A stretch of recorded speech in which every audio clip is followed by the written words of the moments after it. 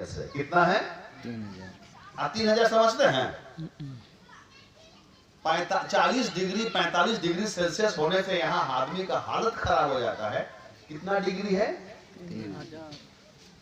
तो मरने के बाद व्यक्ति का आत्मा अधलोक में 3000 डिग्री के तापमान में 500 डिग्री में लोहा पानी बन जाता है। जो 500 डिग्री का जो गर्मी है उसमें लोहा पानी पिघल जाता है और वह नरक जो अधलोक है वहां 3000 डिग्री सेल्सियस में व्यक्ति का आत्मा, चाहे वो अमीर हो, चाहे वह गरीब हो, चाहे वह शहर में रहता हो, चाहे वह गांव में रहता हो, चाहे वो झोपड़ी में रहता हो, चाहे वो महल में रहता हो, मरने के बाद यदि वो अधलोक चला जाता है तो उसका आत्मा 3000 डिग्री सेल्सियस में उसका आत्मा दिन रात तड़पते रहता है। मेरे भाइयों बहनों, इसी मृत्यु से बचाने के लिए, इसी मरने के बाद उस अधलोक और नरक से बचाने के लिए यीशु मसीह स्वर्ग से आया। उसको आने के लिए कोई खुशी नहीं था, आने के लिए उन्होंने कोई अपने से नहीं आया, परंतु स्वर्ग से देखा कि मनुष्य सिर्फ और सिर्फ मरने तक के बारे में सोचता है और वह अधलोक और नरक की बातों के प्रति अज्ञानता में है।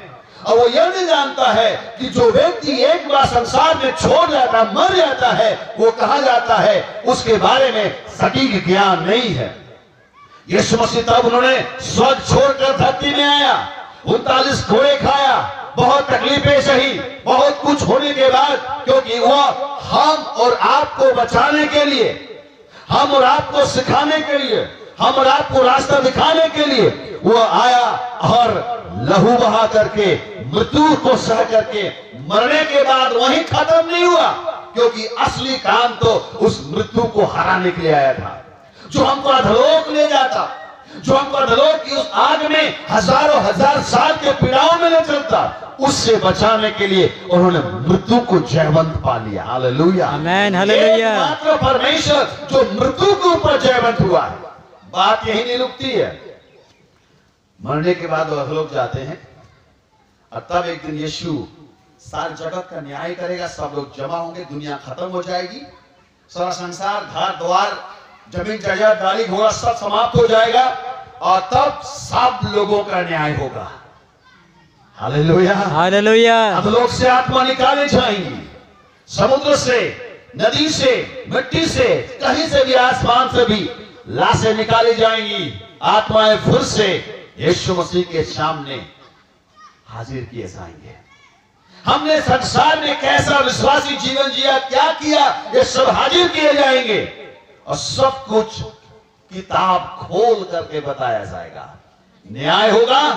और लिखा है जिस प्रकार चरवाहा भेड़ों को बकरियों से अलग करता, वैसे ही यीशु मसीह सिंहासन पर बैठकर धर्मियों को अधर्मियों से अलग करेगा, पापियों से अलग करेगा और पापियों के लिए तब नरक की सजा दी जाएगी।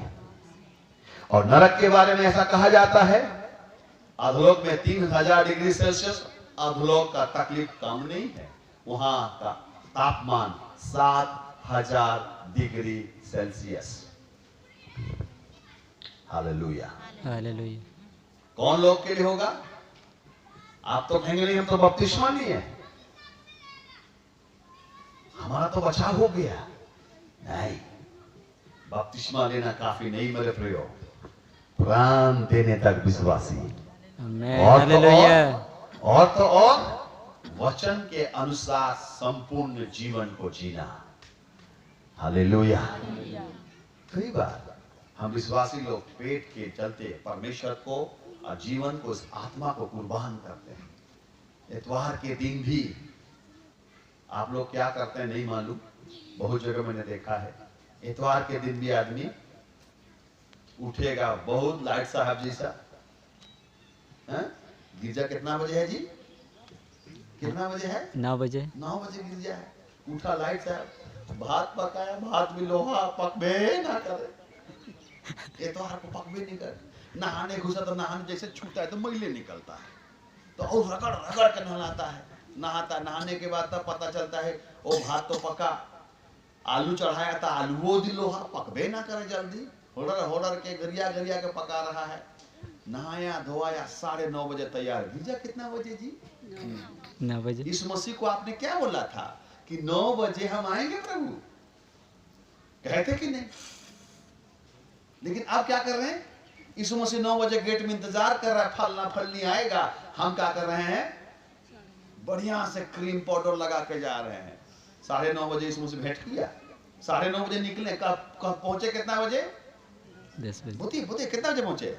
10 बजे, आधा घंटा। अच्छा, पहुंचे भी तो कैसा? लाइट सब चल रहे, ऐसा चल रहे कि चीटियों नहीं मरेगा। अरे कोई डर भय है कि भाई देरी हो तो तुम दौड़ के जाए, थोड़ा ठीक है, कुछ देरी हो गया तो हड़बड़ा के जाए। हम लोग कैसा जिंदगी जी रहे हैं? कहते नहीं, हम तो विश्वासी हैं, स्वर्ग जाएंगे। हम लोग का प्रभु इतना ढीला ढाला है? स्कूल में 5 मिनट लेट होने से लोग गेट से बाहर कर देते हैं। प्रिंसिपल मैडम बैठा ले जाता, get out, you are not allowed. हमारा प्रभु इतना ढीला है, बोलिए ना। नहीं, बहुत ढीला है। ढीला नहीं है बहुत। और ऐसा ढीला कहां से हुआ? यहां ढीला है, ढीलापन अंदर है, इसीलिए ढीलापन बाहर भी। अच्छा कपड़ा पहनने से स्वर्ग नहीं जाएंगे। अच्छा कपड़ा पहनने से कुर्सी मिल सकता है, प्रभु का राज नहीं।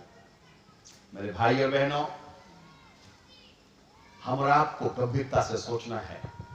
3000 वाला में जाना है, 7000 में जाना है, या फिर जहां मरने के बाद लाजर अब्राहम के गोद में। यही तो खास बात है।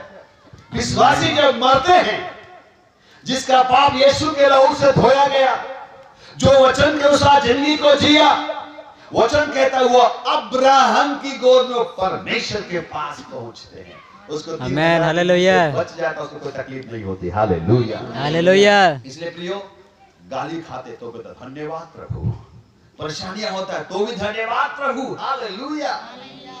कौन लोग करते हैं ऐसा? क्योंकि हम जानते हैं मैंने यीशु को पा लिया, जिंदगी बदल गई है।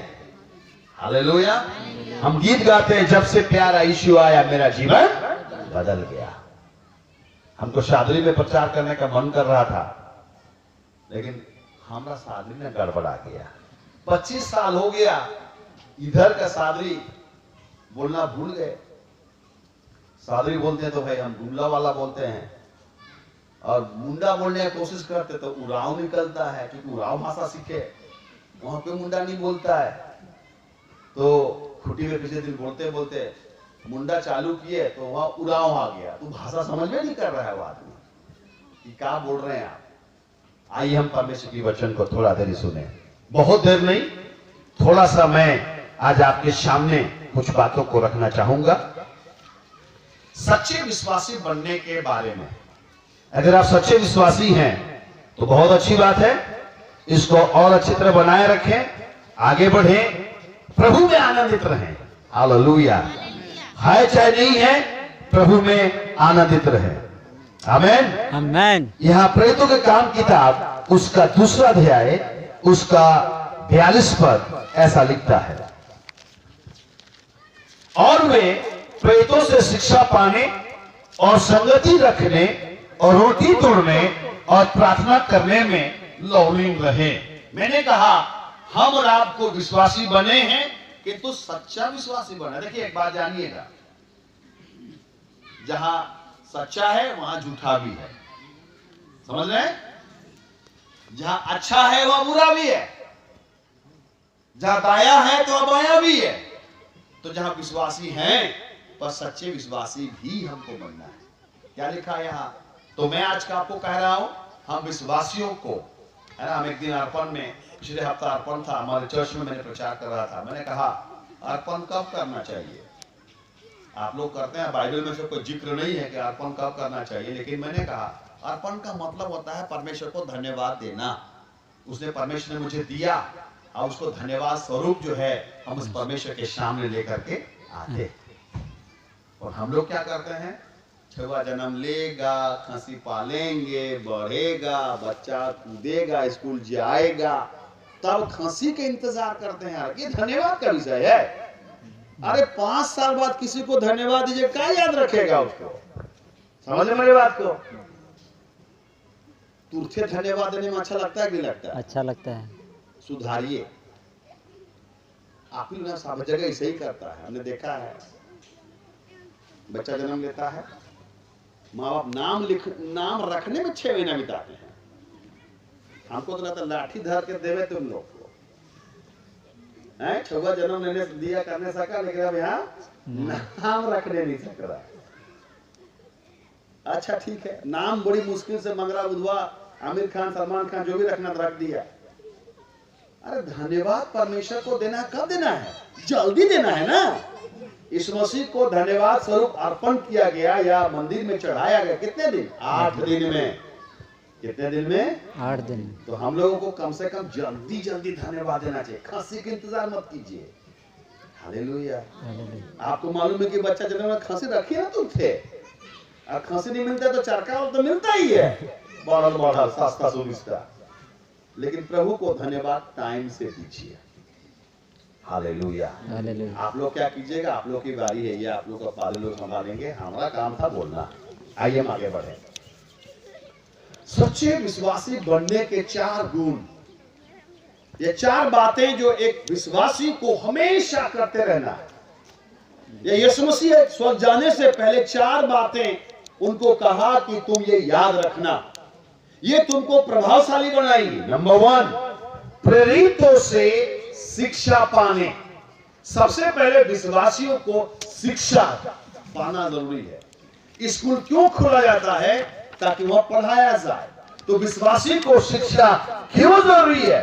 ताकि विश्वासी अधूरा, अधपक्का, कचरा और क्या कहते हैं जी, इन तमाम चीजों से दूर रहे। अधूरा ज्ञान अलकत गगरी छलकत जाए, तो शिक्षा नहीं पाएंगे। इसलिए चर्च में के अंदर आप देखेंगे जितना देरी गीत गाया जाता है उतना देरी प्रचार भी किया जाता है, ये शिक्षा। लेकिन मेरा अनुभव है कि उससे ज्यादा कहीं हम लोगों को शिक्षा के ऊपर जोर देना है, शिक्षा पाना है। लेकिन कभी कभी प्रचार होता है तो विश्वासी लोग मुर्ख नींद लगता है। हमारे गिरजा में बहन है, बहुत बीमार रहते हैं बेचारी, पूरा गिरजा सोएगी, लेकिन जैसे कहेंगे आए कोई बीमारी के लिए प्रार्थना कर, दौड़ के आ जाएगी। प्रभु से कहते हैं प्रभु इनको कब बुद्धि ज्ञान होगा?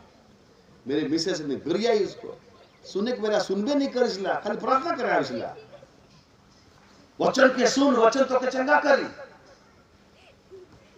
तो कुछ लोग सुनते नहीं, वचन को सुनते नहीं। क्यों शिक्षा पाना है? क्योंकि आपको मालूम है बहुत प्रकार के झूठी शिक्षा संसार के अंदर पाई जाती है। हालेलुया।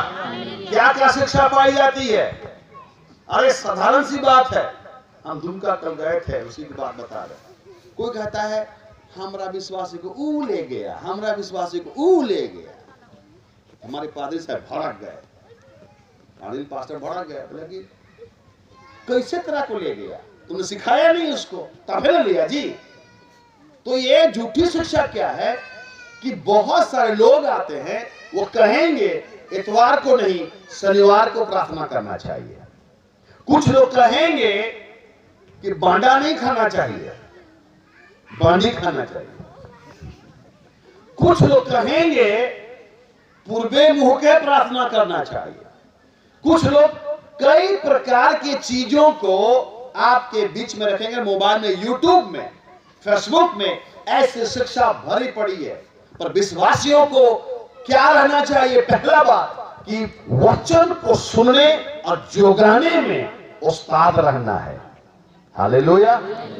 वचन को शिक्षा पाने में क्यों पाना? क्योंकि हम लोगों को लंबा चलना है। कितना दूर जाना है जी? कितना दूर? लंबा मतलब कितना ही लंबा? 2 हाथ, 3 हाथ, 4 हाथ। लंबा मतलब जब तक हम नहीं मरेंगे तब तक हमको चलना है, उसके आने तक चलना है। और उसके आने तक बहुत कुछ होगा। उसमें से 5 निर्बुद्धि कुमारी सोएंगी, उसमें से 5 निर्बुद्धि कुमारी भटकेंगी, उसमें से 5 को बीमारी, परेशानी, लड़ाई, झगड़ा, लंद फंद होगा, वो छोड़ देगा। ऐसी आएगी, ऐसी परिस्थिति होगी।